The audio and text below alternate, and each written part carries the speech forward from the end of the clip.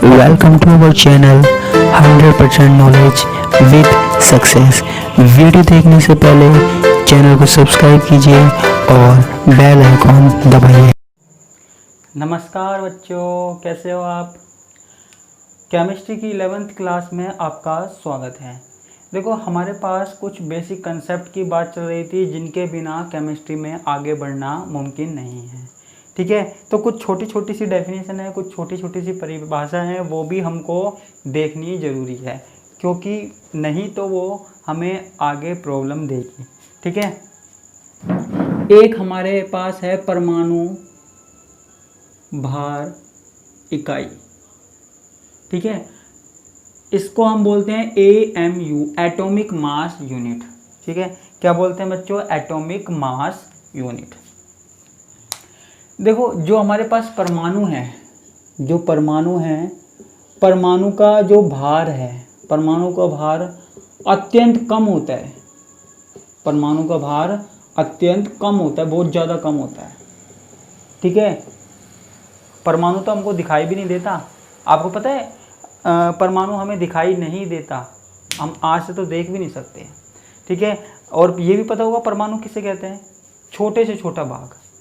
ठीक है, किसी पदार्थ का छोटे से छोटा भाग परमाणु कहलाता है, जिसको आगे विभाजित ना किया जा सके, या आपने पहले की क्लासों में भी पढ़ा था। अब इतने से छोटे से भाग का भार जो होता है वो अत्यंत कम होता है। ठीक है, अब इतने छोटे से भाग को हम तोल तो सकते नहीं है, ना तो हम किलोग्राम में तोल सकते हैं, ना हम ग्राम में तोल सकते हैं। ऐसा थोड़ी है कि आपने परमाणु पकड़ा, लो भाई परमाणु पकड़ा और उसे तराजू पे रख दिया और तोल लिया कि हाँ भाई ये 1 ग्राम का है, ये 1 किलोग्राम का है। ठीक है, तो वहाँ पे ना तो हमारे पास किलोग्राम काम में आएगा, ना हमारे पास ग्राम काम में आएगा। ठीक है, क्योंकि परमाणु को हम ना किलोग्राम में तोल सकते, ना हम ग्राम में तोल सकते। तो आप पूछेंगे सर फिर हम किस में तोलेंगे? हमें तोलना नहीं है। देखो, हम परमाणु को, जो हमारा परमाणु का द्रव्यमान है वो अत्यंत कम होता है। परमाणु का जो द्रव्यमान है वो अत्यंत कम होता है, तो हम परमाणु के द्रव्यमान को किस में नापते हैं? AMU में नापते हैं। ठीक है, परमाणु भार इकाई। ठीक है, या परमाणु द्रव्यमान इकाई, एटॉमिक मास यूनिट। अब आप कहोगे सर ये कौन सी इकाई है? देखो, जैसे हमारे पास ग्राम होता है, 100 ग्राम होता है, 1 किलो होता है, उसी तरीके से हमारे पास AMU है, एटॉमिक मास यूनिट। ठीक है, जिसमें हम क्या नापते हैं? परमाणु के भार को नापते हैं। ठीक है, इसको हम म्यू से प्रदर्शित करते हैं। किससे प्रदर्शित करते हैं? म्यू से प्रदर्शित करते हैं। अब ये एटॉमिक मास यूनिट क्या होता है? ये होता है 1/n0। ठीक है, ग्राम। 1 म्यू बराबर कितना होता है? 1/n0।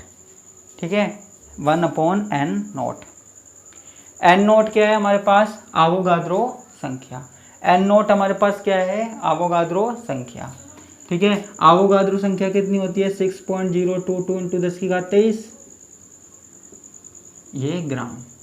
ठीक है, तो ये लिखने का तरीका है बस। जैसे हम किलोग्राम को नापते हैं और किसी सामान को किलोग्राम में नापते हैं, ग्राम में नापते हैं, ऐसे जो परमाणु का द्रव्यमान है बहुत ज़्यादा कम होता है, इसलिए हम उसको AMU में नापते हैं। ठीक है, एटॉमिक मास यूनिट में नापते हैं। ठीक है, तो ये हमारे पास क्या हो गई? परमाणु भार इकाई।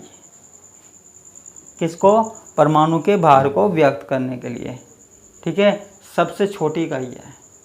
इसको मैं मिटा देता हूं। अब और एक टॉपिक है सीमांत अभिकर्मक,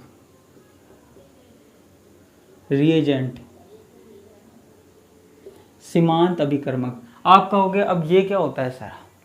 ठीक है, ये भी बड़ी इंटरेस्टिंग सी चीज़ है। देखो, हम कोई अभिक्रिया करवा रहे हैं। ठीक है, जब हम कोई अभिक्रिया करवाते हैं, जब हम कोई अभिक्रिया करवाते हैं, कोई अभिक्रिया करवाते हैं, मैंने लिख भी दिया, करवाते हैं। ठीक है, तो हमको पता होना चाहिए कि ये अभिक्रिया कब तक कंप्लीट होगी। अब देखो, हमने क्या किया? A + B है, इन दोनों की अभिक्रिया करवा रहे हैं और हमको क्या मिल रहा है? C मिल रहा है। ठीक है, ध्यान से देखना, A प्लस बी की अभिक्रिया करवा रहे हैं और हमको क्या मिल रहा है, C मिल रहा है। What we get, C। ठीक है, अब देखो जब हम अभिक्रिया करवा रहे हैं तो हम अभिकारकों में से, जैसे हमने 2 अभिकारक लिए, 3 अभिकारक लिए, 4 अभिकारक लिए, उन अभिकारकों में से एक अभिकारक जितनी मात्रा में चाहिए होता है उससे कम मात्रा में लेते हैं हम। ठीक है, जितनी मात्रा में चाहिए होता है उससे कम मात्रा में लेते हैं। ठीक है, इसलिए उस अभिकारक को या अभिकर्मक को क्या कहते हैं, सीमांत अभिकर्मक। अब आप कहेंगे सर जब हम अभिक्रिया करवा रहे हैं तो हम एक अभिकारक को, एक अभिकर्मक को कम मात्रा में क्यों ले रहे हैं। देखो सीधी सी बात है, जब हम कोई रिएक्शन करवा रहे हैं तो हमें उस रिएक्शन को रोकना भी पड़ेगा। ठीक है, हम उस रिएक्शन को कैसे रोकेंगे, तो उस रिएक्शन को रोकने का सीधा सा उपाय क्या है, उस रिएक्शन को रोकने का सीधा सा उपाय है कि आप जितने अभिकर्मक ले रहे हो उनमें से एक कम ले लीजिए। ठीक है, एक कम ले लीजिए, तो कम लेने पर क्या होगा, जब ये ख़त्म हो जाएगा तो प्रोडक्ट बनना ख़त्म हो जाएगा। ठीक है, और अभिक्रिया हमारे पास समाप्त हो जाएगी। ठीक है, जैसे हमारे पास कोई अभिक्रिया है N2 + 3H2 और 2NH3। ठीक है, अब नाइट्रोजन और हाइड्रोजन से क्या बन रहा है, हमारे पास अमोनिया बन रहा है। ठीक है, नाइट्रोजन और हाइड्रोजन से क्या बन रहा है, अमोनिया बन रहा है। अब देखो यहाँ पे हमको क्या है, जितना अमोनिया चाहिए ना, जितना अमोनिया चाहिए उतना ही बनाना है, हमको ज़्यादा नहीं बनाना। तो हम क्या करते हैं, इन दोनों में से कोई अभिकर्मक, जैसे जो हाइड्रोजन है वो कम मात्रा में ले लेते हैं, हम थोड़ा सा जितना चाहिए उससे कम मात्रा में ले लेते हैं। तो कम मात्रा में लेने से क्या होता है, कम मात्रा में लेने से हमारे पास क्या होता है, यह अभिक्रिया रुक जाती है, पहले ही रुक जाती है। ठीक है, NH3 जितना चाहिए ना उतना बन जाता है, उसके बाद अभिक्रिया रुक जाती है। कब रुक जाती है, जब ये ख़त्म हो जाता है। ठीक है, तो हमारे पास सीमांत अभिकर्मक क्या हुआ, हमारे पास सीमांत अभिकर्मक ऐसा अभिकर्मक हुआ जो कि एक निश्चित मात्रा में लिया जाता है। ठीक है, या फिर ऐसा अभिकर्मक जो अभिक्रिया के पूर्ण होने पर पूर्णतः समाप्त हो जाता है, पूर्णतः समाप्त हो जाता है। क्लियर है। ठीक है, ऐसा 2 परिभाषाएं हो सकती है, ऐसा अभिकर्मक जो एक निश्चित मात्रा में लिया जाता है अभिक्रिया में, या फिर ऐसा अभिकर्मक जो अभिक्रिया के पूर्ण होने पर पूर्णतः समाप्त हो जाता है। ठीक है, तो उसे हम क्या कहते हैं, सीमांत अभिकर्मक कहते हैं, या फिर इसको हम बोल सकते हैं लिमिटिंग रिएजेंट। ठीक है, एक लिमिट के बाद ये खत्म हो जाएगा। ठीक है, तो ये हमारे पास क्या हो गया, सीमांत अभिकर्मक हो गया। ठीक है, दिख रहा है, उम्मीद करता हूँ समझ में आ गया होगा ये। तो इसको हम मिटा देते हैं। छोटी छोटी सी डेफिनेशन है हमारे पास। अच्छा, आज सैटरडे है, शनिवार है, कल संडे है, छुट्टी है, कल क्लास नहीं आएगी, तो क्लास की जगह आप एक काम कर लेना। देखो, ठीक है, अभी तक जो भी मैंने आपको करवाया है मैं देखना चाहता हूँ कि आपने उसमें कितना किया है।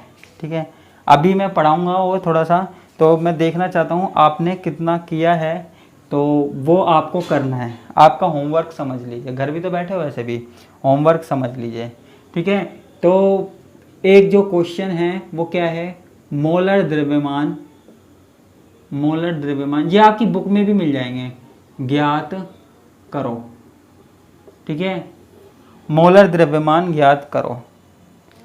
तो यहाँ पे जैसे हमारे पास है H2O, वैसे तो मैंने करवा दिया लेकिन फिर भी छोटे छोटे से हैं, आप करना CO2 3CH4। ठीक है, मोलर द्रव्यमान निकालना है। ठीक है, ये आपको 3 निकालने हैं। ठीक है, अभी जाइए मत, और एग्जाम्पल दे रहा हूँ। और है एक हमारे पास है Na2SO4, ठीक है, मेरे साथ उतारते जाइए, ये क्वेश्चन आपको करना है। Na2SO4 में उपस्थित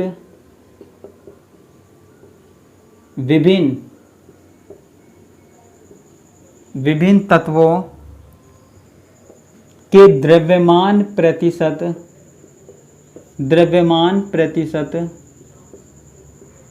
का परिकलन कीजिए,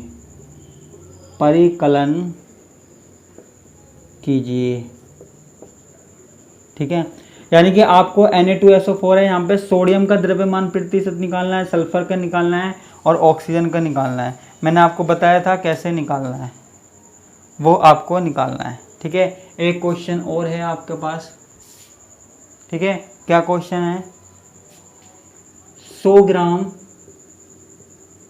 इनके आंसर मुझे चाहिए। 100 ग्राम CuSO4 में से कितना कॉपर प्राप्त किया जा सकता है? देखो, जो मैंने अब तक पढ़ाया ना, उनमें से ही मैं क्वेश्चन दे रहा हूँ, ठीक है, उनमें से ही मैं क्वेश्चन दे रहा हूँ, कुछ अलग नहीं दे रहा। तो आपको पता होना चाहिए कि मैंने क्या क्या पढ़ाया है, ठीक है। अब हमारे पास क्या है, एक क्वेश्चन और है।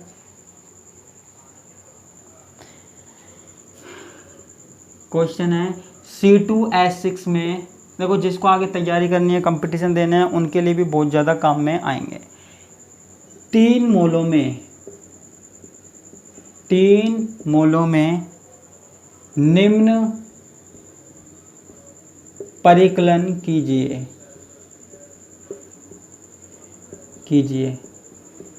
ठीक है। C2H6 है, यानी कि हमारे पास एथेन है, इसके 3 मोल है। कितने मोल है? 3 मोल है। इन 3 मोलों में आपको क्या क्या निकालना है? आपको निकालना है इस वाले यौगिक में कार्बन परमाणु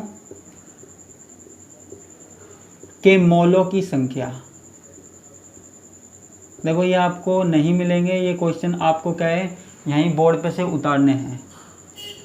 कार्बन परमाणु के मोलों की संख्या, ठीक है। इसके अलावा इसमें निकालना है हाइड्रोजन परमाणु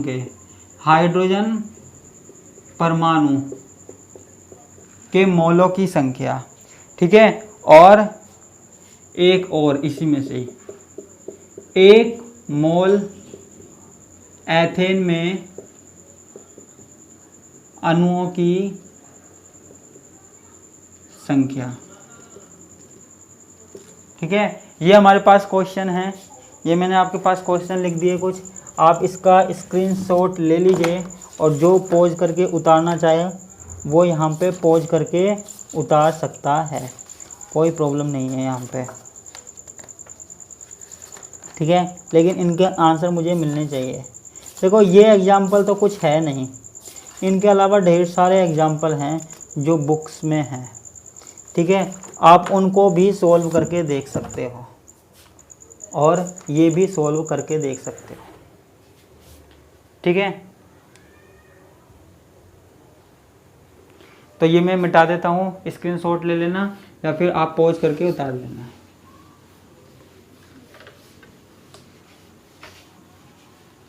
ये हो गया। एक टॉपिक क्या है, रस समीकरण मितीय।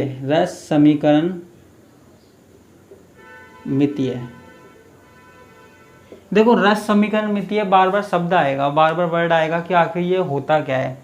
देखो, मैं आपको बता दूं, जैसे हमारे पास कोई रिएक्शन है N2 +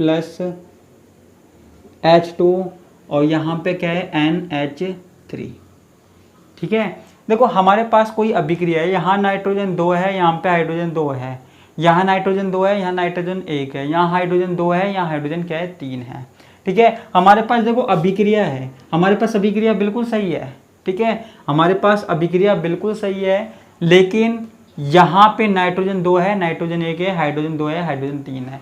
ये अभिक्रिया क्या है, बैलेंस नहीं है, ठीक है, ये अभिक्रिया बैलेंस नहीं है। तो जब हम किसी अभिक्रिया को बैलेंस करके लिखते हैं, बैलेंस करके लिखते हैं। तो वो जो अभिक्रिया है उसका बैलेंस करना, अभिक्रिया को एक तरीके से बैलेंस करना, सही अनुपात में बैलेंस करना क्या कहलाता है? रस समीकरण मितीय कहलाता है। ठीक है, और ऐसी समीकरण रस समीकरण मितीय समीकरण कहलाती है। ठीक है, सिर्फ समीकरण को बैलेंस करना। और देखो बैलेंस करने के लिए हम जितना इसके आगे लगाएंगे, जैसे हमने ये लगा दिया 3, यहाँ लगा दिया 2। ठीक है, तो बैलेंस करने के लिए जो हमने ये 3 और 2 लगाया है ना, इनको हम क्या बोलते हैं? रस समीकरण। ठीक है, रस समीकरण स्थिरांक। ठीक है, तो सिंपल सी बात आपको याद रखनी है। क्या याद रखनी है? कि कोई अभिक्रिया है, अभिक्रिया को बैलेंस करने के लिए, अभिक्रिया को बैलेंस करने के लिए हम अभिकारक के आगे कुछ स्थिरांक लगाते हैं, ये 3, 2, ठीक है, कांस्टेंट लगाते हैं, तो इनको रस समीकरण स्थिरांक बोलते हैं। ठीक है, और किसी अभिक्रिया का बैलेंस होना, किसी अभिक्रिया का बैलेंस होना, बैलेंस होने का मतलब है जितने परमाणु यहाँ हैं उतने यहाँ होने चाहिए। यहाँ 2 नाइट्रोजन है, यहाँ भी 2 नाइट्रोजन है, यहाँ 6 हाइड्रोजन है, यहाँ पे भी 3 दूनी 6 हाइड्रोजन है। तो सारी चीज़ समान होनी चाहिए, बैलेंस होनी चाहिए। ठीक है, तो ये बैलेंस होना ही हमारे पास किसी अभिक्रिया का क्या कहलाता है? रस समीकरण मितीय है। ठीक है, क्लियर है? तो हमारे पास ये हो गई आज की बात, और ये क्वेश्चन मुझे सॉल्व किए हुए मिलने चाहिए जो मैंने करवाए हैं। ठीक है, आप मेरे व्हाट्सअप नंबर पे भेज देना, या फिर कमेंट बॉक्स में लिखना चाहो तो उसमें भेज देना, जैसे भी आपकी मर्जी है। इसी के साथ मैं आपसे विदा लेता हूँ। धन्यवाद, नमस्कार, टाटा, बाय बाय।